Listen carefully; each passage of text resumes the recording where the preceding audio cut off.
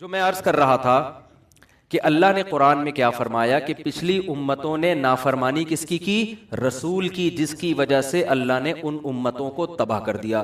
تو میں یہ عرض کر رہا تھا کہ رسول کی نافرمانی کا مطلب کیا ہے؟ اگر آپ مذہب کو نہیں مانتے تو آپ فیصلہ کس سے کرو گے؟ عقل سے۔ تو آپ کا حشر وہ ہوگا جو اس معاشرے کا ہو چکا ہے کہ یہ جو محرم رشتے ہیں ان کا بھی آپس میں ریلیشن، اور آپ عقل کی روشنی میں اس کو ناجائز نہیں کر سکتے۔ تو جو بڑے بڑے دنیا میں جرائم ہوں گے تو اللہ کی نظر میں رسول کی ویلیو بہت زیادہ ہے، ہمارے پڑھے لکھے لوگوں کی نظر میں رسول کی ویلیو زیادہ نہیں ہے۔ ملکی قوانین کی ہے، یونائٹڈ نیشن کی ہے اور آپ کے کلچر کی ہے، لیکن اللہ اور اس کے رسول کو اپنی اپنی ڈکشنری سے نکال دیا۔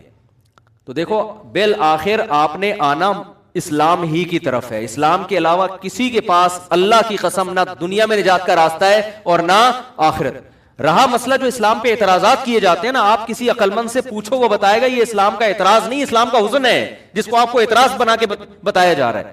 کتنے الٹے الٹے اعتراض، میں نے بتایا تھا نا کہ حضرت ابو ذر غفاری رضی اللہ تعالیٰ عنہ نے نبی صلی اللہ علیہ وسلم سے پوچھا کہ کیا مومن جنت میں جائے گا؟ آپ نے فرمایا ہاں مومن جنت میں جائے گا۔ انہوں نے فرمایا وَإِن زَنَا وَإِن سَرَقَ، یا رسول اللہ اگر وہ زنا کرتا ہے، چوری کرتا ہے، پھر بھی جائے گا؟ آپ نے فرمایا پھر بھی جائے گا۔ اس بات پہ بھی بہت سے لوگ اعتراض کرتے ہیں کہ دیکھو اسلام زنا اور چوری کو پروموٹ کر رہا ہے۔ تھوڑی سی تحقیق آپ کر لو نا کہ جن صحابی نے یہ سوال پوچھا اور نبی نے 3 دفعہ فرمایا کہ زنا چوری کرے پھر بھی جنت میں جائے گا، ان صحابی نے یہ سن کے زندگی میں ایک دفعہ بھی زنا نہیں کیا، نہ ایک دفعہ بھی چوری کی۔ بلکہ حضرت ابو ذر غفاری ایسے صوفی صحابی تھے، اتنا خواہشات نفسانیہ سے بچا کرتے تھے کہ حلال خواہش بھی آپ نے چھوڑ دی تھی۔ آپ کا یہ نظریہ تھا کہ پیسہ حلال رکھنا بھی جائز نہیں ہے، آپ کی یہ سوچ تھی۔ تو جو تقوی کے اس معیار پہ پہنچا ہوا صحابی ہے، حالانکہ اس حدیث کو سننے کے بعد تو آپ کو یہ سوچنا چاہیے تھا ہر چیز حلال ہو گئی نا۔ تقوی کے ایسے معیار پر تھے کہ آپ سمجھتے تھے کپڑے بھی پھٹے پرانے پہننے پڑیں گے آپ کو، یہ دنیا مسافر خانہ ہے، آپ کو حلال میں بھی قناعت کرنی پڑے گی۔ حضرت عمر رضی اللہ تعالیٰ عنہ نے آپ کی اس سوچ کی وجہ سے آپ کو مدینہ سے باہر نکال دیا تھا کہ آپ مدینہ میں نہیں رہ سکتے، کیونکہ سب لوگوں پر اعتراض کرتے تھے وہ کہ بھئی آپ نے اتنا اچھا لباس کیوں پہنا ہوا ہے، آپ نبی کا تو ایسا لباس نہیں تھا، یعنی تقوی کے ایسے معیار پر۔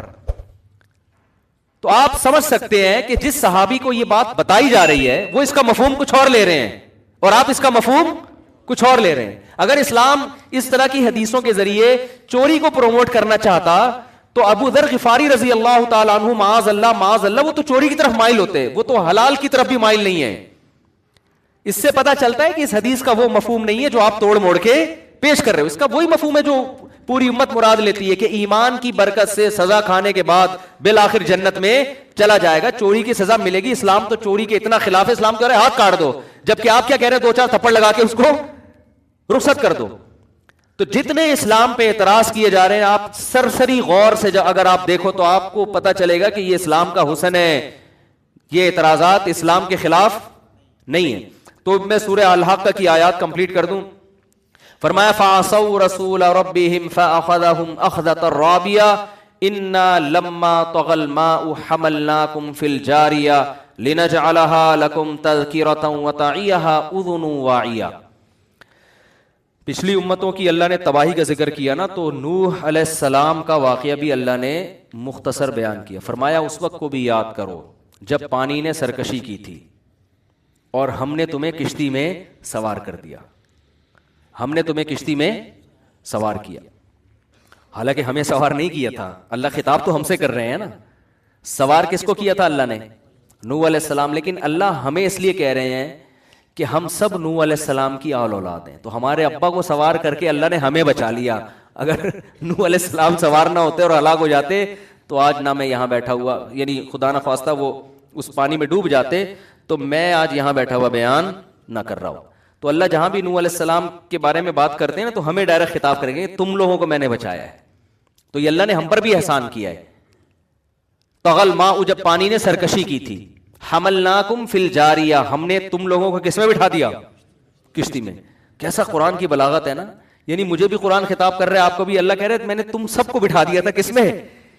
یہ ایسا خوبصورت انداز ہے نا جس سے انسان اللہ کی طرف مائل ہوتا ہے کہ میرے اللہ نے مجھ پر کتنا بڑا احسان کیا تھا کہ مجھے کس میں بٹھا دیا تھا؟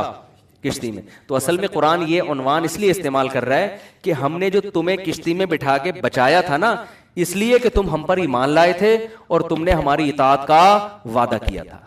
اس بیس پہ تم بچے ہو. اس بیس پہ تم نہیں بچے کہ تم نے ترقی بہت کر لی تھی اس وقت، تمہیں انگلش بہت اچھا بولنا آتی تھی یا تمہارا بزنس بہت اچھا تھا. بچایا ہم نے تمہیں اس بیس پہ تھا کہ تم ہم پر ایمان رکھتے تھے، توحید پرست تھے اور ہماری اطاعت اور فرمانبرداری کرتے تھے. باقی روئے زمین پر ایک متنفس کو بھی ہم نے زندہ نہیں چھوڑا تھا. تو اللہ بتا رہے ہیں کہ اب بھی اگر تم بچو گے تو کس بیس پہ بچو گے؟ رسول کی نافرمانی مت کرو. ایک جگہ قرآن میں سورہ بنی اسرائیل میں کیا آتا ہے؟ ذریۃ من حملنا مع نوح انہ کان عبدا شکورا.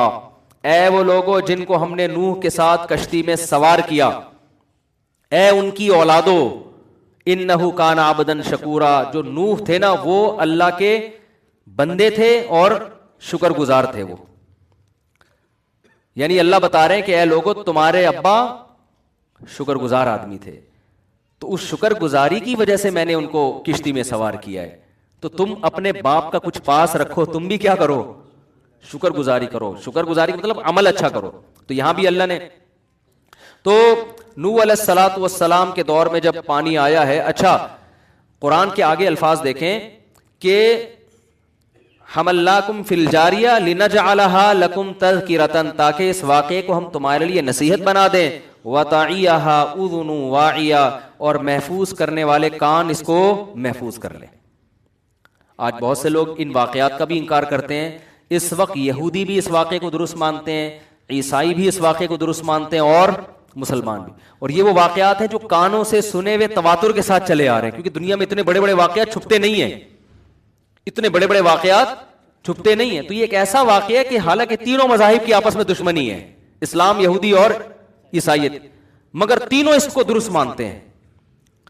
اور صرف کتابوں کی حد تک نہیں، صدیوں سے یہ واقعہ، جیسے آج کوئی کہنا نا ورلڈ ٹریڈ سینٹر کوئی واقعہ ہوا ہی نہیں تھا، تو لوگ کہیں گے یار ہم تو سب سے ایک دوسرے سے سنتے چلے آ رہے ہیں. اس کو کہہ رہے ہیں خبر متواتر. خبر متواتر وہ خبر ہوتی ہے کہ جس کو بیان کرنے والے اتنے کثیر لوگ ہوں کہ عقل یہ کہتی ہو کہ اتنے لوگ جھوٹ پہ جمع نہیں ہو سکتے. ناممکن ہوتا ہے کہ اتنے لوگوں کا جھوٹ پہ جمع ہو جانا. تو یہ خبر متواتر ہے کہ نوح علیہ السلام کا واقعہ ہوا تھا اور پانی جو ہے اتنا زیادہ زمین پہ بھر گیا تھا اور اللہ نے ساری انسانیت کو تباہ کر دیا. نوح علیہ السلام کے 3 بیٹے تھے، حام، سام اور یافس. آگے انہیں، کیونکہ یہ بھی نوح علیہ السلام کے ساتھ شریک تھے نا، ذریۃ من حملنا مع نوح، اے لوگوں جن کو ہم نے نوح کے ساتھ کشتی میں سوار کیا. تو سوار تو بہت سارے لوگ تھے، لیکن نوح علیہ السلام کے وہ بیٹے بھی تھے جو نوح علیہ السلام پر ایمان لائے تھے، جن کے جو پچھلی آسمانی کتابوں میں نام ملتے ہیں وہ حام، سام اور یافس. انہی 3 بیٹوں کی نسل پھر پوری دنیا میں پھیلی ہے. اور آج اب دیکھو کیسے، میں حیران ہوتا ہوں کہ یہ 3 بیٹے جو ہے نا، میں نے چونکہ جو عیسائیوں کی کتاب ہے انجیل بائبل، اس کا بھی بہت عرصہ پہلے مطالعہ کیا ہے کافی، تو اس میں بھی یہ واقعہ بڑے دلچسپ انداز سے لکھا ہوا ہے کہ اللہ تعالیٰ نے ان 3 بیٹوں کی جب نسلیں پیدا کی نا، بڑھائی ہیں، تو اللہ نے یہ چاہا کہ ان کی زبانوں میں اور اللہ رنگوں میں اختلاف ڈال دے. یعنی یہ ان بائبل کے الفاظ ہیں. اللہ نے چاہا، حدیث میں آتا ہے کہ جو اسرائیلی روایات ہیں نا بائبل اور تورات کی، لا تصدقوہ ولا تکذبوہ، کہ نہ ان کو سچا مانو نہ ان کو جھوٹا کہو، ہو سکتا ہے سچی ہوں. تو علماء کہتے ہیں کہ ان میں جو کوئی تاریخی باتیں ہیں جن کا شرعی حکم سے تعلق نہیں ہے، ان تاریخی باتوں کو بیان کرنے میں کوئی ممانعت نہیں، کیونکہ ہسٹری کی سے تعلق ہے نا اس کا. تو اس میں بڑے زبردست الفاظ لکھے ہوئے ہیں کہ اللہ نے چاہا کہ ان کے رنگوں میں اور ان کی زبانوں میں اختلاف ڈال دے. لہذا جب ان کی اولادیں مائگریٹ کر کے گئی ہیں نا، مختلف علاقوں میں جا جا کے آباد ہونا شروع ہوئے، تو آپس میں رنگ ایک دوسرے سے مختلف ہونا. جو افریقہ میں جا کے آباد ہوئے وہ اتنے بلیک ہو گئے کہ اندھیرے میں نظر آ ہی نہیں رہے. جو یورپ میں جا کے آباد ہوئے وہ اتنے گورے چٹے ہو گئے کہ دھوپ میں نظر، ایسا ہی ہو رہا ہے نا، ایک باپ کی اولاد ہے لیکن کلر میں فرق. کچھ اتنے لمبے لمبے ہو گئے ہیں بھائی، کچھ ایسے ہیں کہ وہ جتنا کھا رہے ہیں چھوٹے ہی ہوتے جا رہے ہیں. ٹھیک ہے، قدوں میں کتنا فرق ہے. ہمارے حضرت مفتی رشید احمد صاحب رحمہ اللہ تعالیٰ فرمایا کرتے تھے کہ بہت جو چھوٹے قد کے لوگ ہوتے ہیں نا، وہ فرماتے تھے مجھے ایسا لگتا ہے ملائکہ ہے نا، قرآن میں ملائکہ کا لفظ، تو 2 ڈنڈیوں کے بیچ میں حمزہ نہیں ہوتا چھوٹا سا، تو کہتے ہیں جب یہ کرسی پہ بیٹھے ہوئے ہوتے ہیں تو ایسا لگتا ہے کہ 2 ملائکہ کا لفظ ہے، اس کے بیچ میں حمزہ،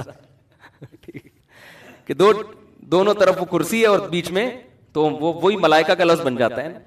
تو کوئی اتنا چھوٹا، کوئی اتنا بڑا، کوئی ایسا کالا، کوئی ایسا سفید، زبانوں میں اختلاف کیسا ہے، حالانکہ ایک ہی زبان تھی، لیکن وہ چینج ہوتے ہوتے ہوتے ہوتے ہوتے اتنی تبدیلیاں آئی ہیں، کوئی انگلش بن گئی، عربی بن گئی، پشتو بن گئی، فارسی بن گئی.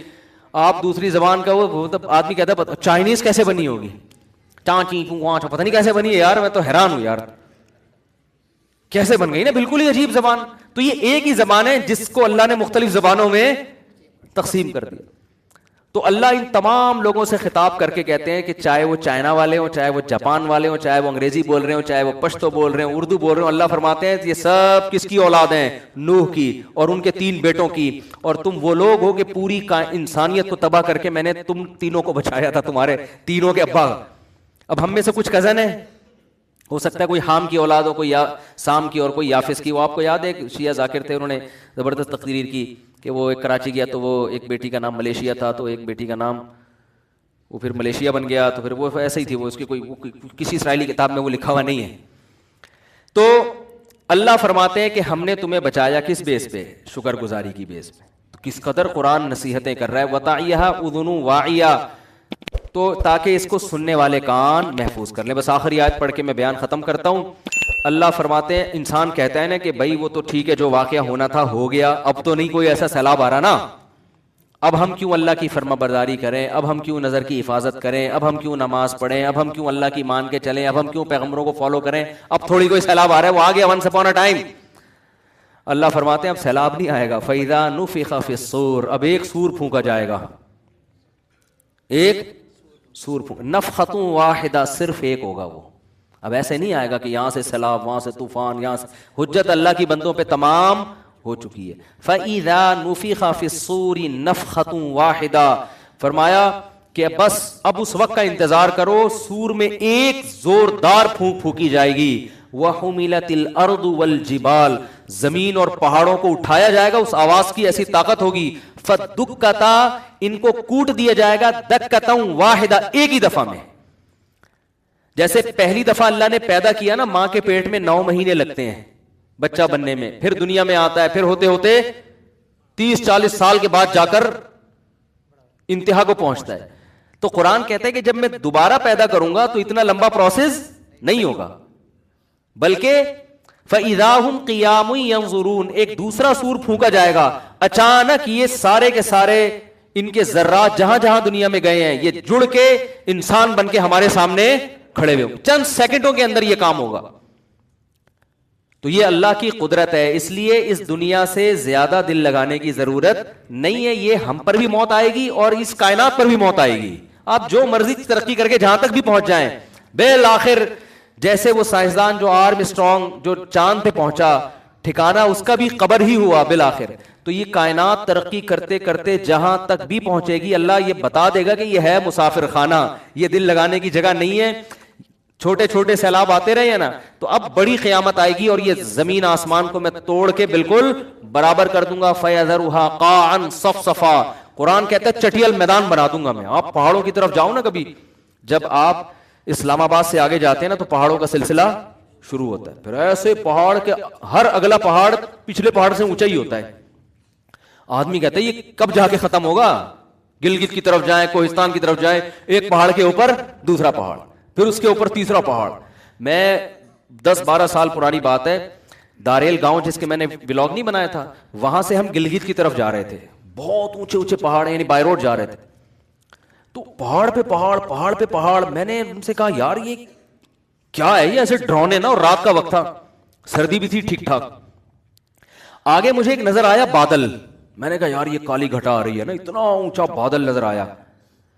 وہ جب ہم نے تھوڑی روشنی ماری تو پتا چلا یہ بھی پہاڑ ہے، یہ بادل نہیں ہے، وہ ننگا پربت کی پہاڑیاں ہیں، وہ سلسلہ وہاں سے شروع ہوتا. اتنے اونچے اونچے پہاڑ. تو قرآن کہہ رہا ہے یہ جو اتنے وزنی پہاڑ زمین پہ، اچھا پہاڑ جو ہے نا جتنا زمین سے اوپر ہوتا ہے اتنی ہی اس سے زیادہ زمین کے اندر ہوتا ہے، یہ اس کی جڑیں ہوتی ہیں باقاعدہ، اس سے زیادہ زمین کے اندر ہوتا ہے. جو قرآن نے کہا نا کیل کی طرح گاڑ دیا ہے، تو کیل کا اوپر حصہ کم ہوتا ہے، اندر حصہ زیادہ ہوتا ہے، تو ایسے اللہ نے کیلوں کی طرح گاڑا ہوا ہے ان کو. تو اتنے اونچے اونچے اونچے اونچے پہاڑ ایسے ڈرونے کھانے والے نہیں ہوتے. تو قرآن کیا کہہ رہا ہے، ایک زوردار آواز ہوگی اور یہ سارے تو سوچو وہ پاور کتنی، آواز سے کسی چیز کو توڑنا پھوڑنا آسان. آپ جتنا زور سے چیخیں، آپ جتنا گلا پھاڑ کے بات کریں، شیشہ نہیں ٹوٹے گا اس سے. آپ جائیں نا کسی شیشے کے پاس جا کے ہاں ہو کرتے رہے، معمولی سا کانچ بھی نہیں ٹوٹے گا، آپ کا گلا پھٹ جائے گا. ٹھیک ہے نا. بیوی پریشان ہو جائے گی، کیا ہو رہا ہے بھائی تجھے، چیزیں نہیں ٹوٹیں گی. آپ کی بیگم بھی چیختی ہوں گی، کبھی ٹوٹا کچھ؟ سبھی چیختے ہیں آج کل، مرد بھی چیختے ہیں، عورتیں بھی چیختی ہیں، بچے بھی چیختے ہیں. گھروں میں ماحول ہی ماشاءاللہ یہی چل رہا ہے، چیخو پکار کا. برداشت تو مارکیٹ سے کیا ہو گئی ہے، شارٹ ہو گئی ہے. تو لیکن اٹھا کے توڑنا پڑتا ہے غصے میں. ایسا نہیں ہوتا کہ آپ کے چیخنے سے گلاس خود ہی غصے میں ٹوٹ گیا، بھائی یار یہ کیا ہو گیا، تو بہت غصہ آ رہا ہے، تو صاحب کو بہت زیادہ غصہ آ رہا ہے. لیکن آپ اس فرشتے کی طاقت اور پاور کو سوچیں کہ جو آواز لگائے گا. ہم پڑھتے ہیں نا کہ فرشتے نے آواز ماری اور قوم عاد قوم سمود کے کلیجے پھٹ گئے. تو اللہ کہتے ہیں یہ تو ایک قوم کے کلیجے پھٹے ہیں. ایسی زوردار فرشتے کی آواز ہوگی کہ یہ اتنے بڑے بڑے ماؤنٹ ایورسٹ کی پہاڑیاں، کیٹو کی پہاڑیاں ایسے دھماکے سے پھٹیں گی یہ. اور فَيَذَرُهَا قَاعًا صَفْصَفًا لَا تَرَىٰ فِيهَا عِوَجًا وَلَا أَمْتًا. ایسے زمین کو اللہ ہموار کر کے چٹیل بنا دے گا، اتنی بڑی تباہی آئے گی. تو اللہ کی قدرت تو بھائی ابھی ہم نے دیکھی ہے نہیں. تو اللہ کہتا ہے یہ اتنی زیادہ فری کرانے کی چیز نہیں ہے دنیا، جتنا تم نے، ہم لوگوں نے بہت زیادہ لفٹ کرایا ہے دنیا کو. دیکھو جب کوئی آدمی آئے جس کی ویلیو زیادہ نہ ہو اور کوئی بہت بڑا آفیسر اس کو لے کے اپنے ساتھ گھومنا شروع کر دے. مثال کے کوئی بلڈر آیا، اور وہ بلڈر کیا ہے، آپ خود بہت بڑے بلڈر تھے، بڑے بڑے پروجیکٹ چل رہے ہیں، ابھی بینک پلازا آپ نے بنایا، اور جناب وہ اسلام آباد میں بڑی بڑی بلڈنگیں آپ بنا رہے ہو. اتنے میں ایک شخص آیا جو چھوٹے چھوٹے مکان بناتا ہے، ٹھیک ہے نا. وہ بھی بلڈر ہے، ظاہر ہے بیچارہ، وہ 2 کمروں کے پروجیکٹ لیتا ہے اور 10 سال میں وہ بناتا ہے بیچارہ. اب بڑا بلڈر آیا، اس چھوٹے بلڈر، اس کو نہیں پتا یہ بلڈر چھوٹا ہے، اس کو بڑا پروٹوکول ہے، سر آپ مجھے بھی مشورہ دیجیے، سر آپ بتائیے چائے پیئیں گے کیا پیئیں گے، بیٹھے گے. وہ سمجھ رہا ہے کہ یہ بہت بڑی فلم ہے. تو لوگ کہیں گے بھائی تو اس کو کچھ ضرور سے زیادہ ہی لفٹ کرا رہا ہے، یہ اتنا لفٹ کے قابل. بولتے ہیں نا ایسے موقع پہ، ابے بھائی تو کیوں اس کو پھلترو کی طرح چپکایا ہوا تو نے اس کو، اتنا ٹھیک ہے چائے پی لو، مسلمان ہے، انسان ہے، اتنی بڑی فلم نہیں ہے جتنی آپ اس کو سمجھ رہے ہو. ہم ہر موقع پہ یہ الفاظ استعمال کرتے ہیں، تو اتنا کیوں اس کو. ہمارے ایک جاننے والے تھے، انہوں نے ایک دوست کو اپنے ساتھ چپکا لیا، گھر بھی لے کر آ رہے ہیں، چائے بھی پلا رہے ہیں. ان کے گھر والے بیزار ہو گئے، یار تو جب بھی آتا ہے پھلترو کی طرح اس کو لے کر آتا ہے گھر میں. اور سب گھر والے ریزرو ہو جاتے تھے نا یہ کہ جی ان کے گیسٹ بیٹھے ہوئے. تو مجھے یاد ہے وہ کسی نے اس کو تانا دیا، تو یہ اتنی بڑی فلم نہیں ہے جتنا تو نے اس کو اپنے ساتھ چپکایا ہوا ہے، ٹھیک ہے نا. دوست ہے اس کو گھر سے باہر رکھ، اتنی بڑی فلم نہیں ہے. یا تو اس نے تیرے لیے جان قربان کی ہوتی ہے، تیرے بزنس کو رن کیا ہوتا ہے، ویسے ہی گٹر کے ڈھکن پہ بیٹھے ہوئے تو اتفاق سے دوستی ہو گئی. تو وہ گٹر کے ڈھکن پہ ملا کرو، وہیں چائے پلا کے پتلی گلی سے رخصت کر دیا کرو. ابا نصیحت کر رہے ہوتے ہیں نا بیٹے کو کہ ابے تو نے کیا دوست پال کے تو گھر میں لا کے ساری فریج کی چیزیں اس کو کھلا دیتا ہے تو گھر میں لا کے. تو بالکل قرآن و سنت بھی ہمیں یہ سمجھا رہے ہیں کہ بھائی یہ جو دنیا کو تم نے اپنا باپ بنا لیا ہے نا، اور کامیابی ناکامی کا معیار اس کو سمجھ لیا ہے، تو اتنا فری کرانے کی ضرورت نہیں. تم بھی مرو گے، چیزیں بھی ختم ہوں گی، اور سیلاب بھی آئیں گے، زلزلے بھی آئیں گے، ایکسیڈنٹ بھی ہوں گے، موتیں بھی ہوں گی، کورونا بھی آئے گا، اور بہت کچھ آئے گا. اور بالآخر اللہ اس دنیا کی بے ثباتی دکھانے کے لیے ایک دن ایک دھماکے کے ساتھ ایک یکلختی پوری دنیا کو تباہ کر دے گا. بالکل ساری انسان کی جو آسمانوں کی بلندیوں پر پہنچی بھی ترقی، وہ دھڑام سے ایک دھماکے کے ساتھ نیچے آ کے ختم ہوگی. جیسے ورلڈ ٹریڈ سینٹر گر گیا تھا نا، اسی طرح پوری زمین کو اللہ ہلاک کر دے گا. تو اصل بار بار قرآن بتانا چاہ رہے اصل کیا ہے، آخرت. تو مرنے سے پہلے یہ سمجھ میں آ جائے، عقل مندی کی بات ہے. نہیں سمجھ میں آ رہا تو مرنے کے بعد سمجھ میں تو آئے گا مگر فائدہ نہیں ہوگا. ایک بوڑھے آدمی کو کسی نے، ان کو خشک میوہ کھانے کا بہت شوق تھا نا، خشک میوہ کھانے کا بہت شوق تھا، لیکن پیسے نہیں تھے، بیچارہ غریب آدمی تھا. تو پیسہ اکثر لوگوں کے پاس بڑھاپے میں آتا ہے ٹھیک ہے نا. جب بوڑھے ہو گئے، دانت ختم ہو گئے، تو اللہ نے پیسہ دیا. تو اب وہ کہہ رہا ہے یار جب دانت تھے تو بادام خریدنے کے پیسے نہیں تھے، اب بادام تو آئے ہیں لیکن چبانے کے لیے منہ میں دانت ہے نہیں. تو جب مرنے لگو گے نا میرے بھائی تو سب کچھ سمجھ میں آ جائے گا. لیکن انسان کہے گا، اللہ کہیں گے کہ جب تک میں نے دکھایا نہیں تھا توبہ کا موقع تھا، اب دکھا تو دیا ہے، ایمان تو لے آؤ گے سب، لیکن اب عمل کا موقع ختم ہو گیا ہے. تو اللہ اس وقت سے پہلے ہمیں سدھرنے کی توفیق عطا فرما.